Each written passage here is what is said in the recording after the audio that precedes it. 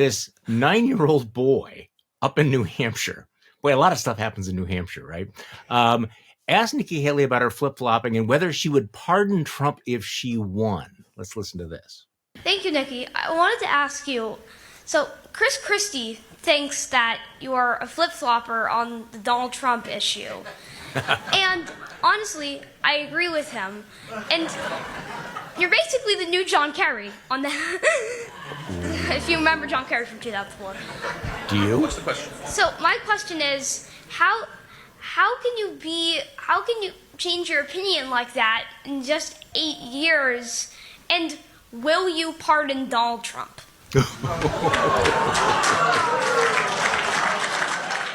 Okay, now in fairness, God, that kid, that kid's going to be dangerous when he's like 13 or 14. But here's Haley's response to the boy's question. This is part of her answer. The fact is, I'm just telling you the truth like I see it. It's not personal for me. It's never been personal for me. I told you I think he was the right president at the right time. I told you that I agree with a lot of his policies. But do I think he's the right president to go forward? No. We can't handle the chaos anymore. Chris is obsessed with Trump. I mean, God bless him. He's a friend. He is obsessed with Trump. He sleeps, eats, and breathes it every day. I'm thinking bigger than that. If we do that, we're no different than Trump.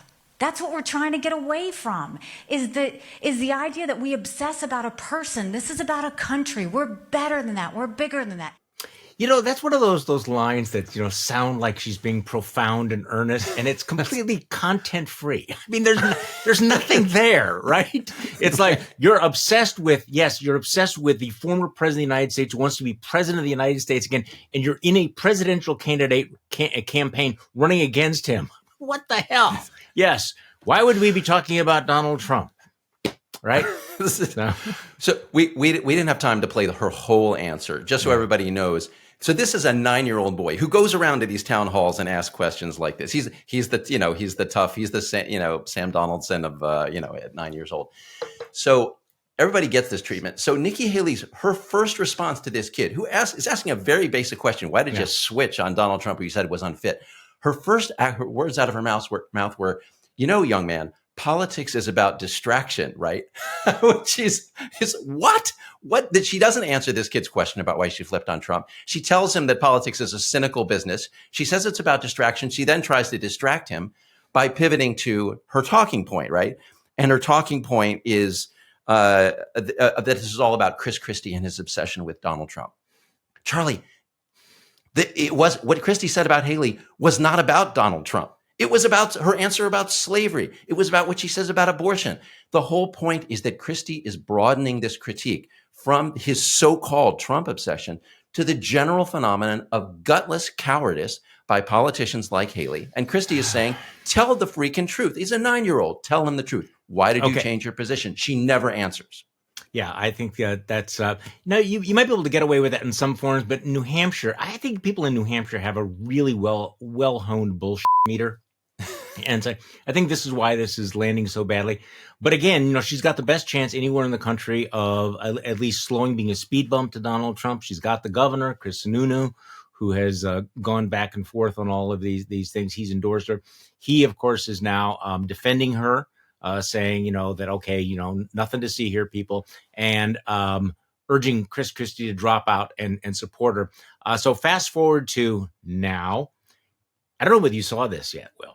Chris Christie cut an ad where it's just him looking into the camera, and he's addressing the question about whether or not he should drop out of the race. And it is as pure a distillation of Christieism as you're going to get. So for all the people saying, Chris, time for you to go, this is his answer. This is the ad that went up in New Hampshire, I believe, is it yesterday or maybe even today? Let's play it. Some people say I should drop out of this race. Really?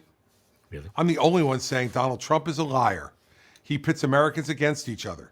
His Christmas message to anyone who disagrees with him, rotten hell. He caused a riot on Capitol Hill. He'll burn America to the ground to help himself. Yep. Every Republican leader says that in private. I'm the only one saying it in public. Yep. What kind of president do we want? A liar or someone who's got the guts to tell the truth. New Hampshire, it's up to you. I'm Chris Christie, and you bet I approve this message. I am sorry, but damn, that's just good. Will, okay, for those of us who've been never Trump from the get-go, and we've been saying, we're talking about when would Republicans say X, Y, or Z. That is exactly the message that we have been waiting for. Now, it may not be a winning message. It is going to antagonize the MAGA folks, but that was Chris Christie basically saying, I am all out of bleeps to give. This is why I'm in the race. I'm the only one saying it. You want me to drop out in favor of this flip-flopping woman who cannot make up her mind on abortion, slavery, or Donald Trump? No, I'm staying in this race. And so, what did you think of that? I mean, that's what tells me he's not going anywhere. And quite frankly, I'm glad. I mean, I was getting a little squishy on this question, but yeah, he's got to keep doing what he's doing because Nikki Haley, she's not the one we've been waiting for. I'm sorry. Right.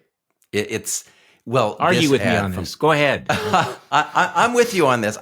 He's speaking. He's not speaking to me. He's speaking to New Hampshire voters. But yeah. I am one of these never Trump people who I'm looking for an alternative. I'm hoping that Nikki Haley can knock out Donald Trump in the primary. Yeah. But what Christie is saying reminds me that my hope for Nikki Haley to beat Donald Trump is based on the premise of a deeply pathological Republican Party in which a truth teller like Chris Christie can't win. If you step back from that and look at the objective moral truth, Chris Christie is right. He is the only one telling the truth about all these issues. He's the only one even saying what he actually thinks, right? So morally, I should be supporting Chris Christie. I mean, I'm a Joe Biden guy in the general election, but absolutely in this primary, Chris Christie is the guy to vote for. And it's Nikki Haley who should be getting out of the race and supporting Chris Christie if she had the courage. But of course, that's not going to happen.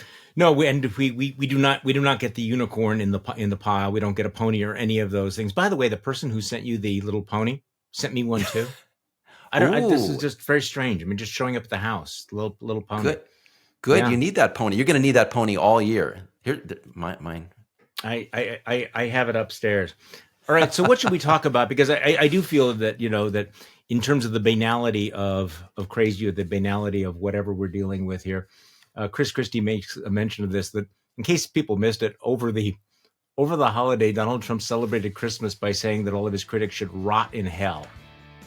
I mean, it's just sort of like, okay, yeah, whatever.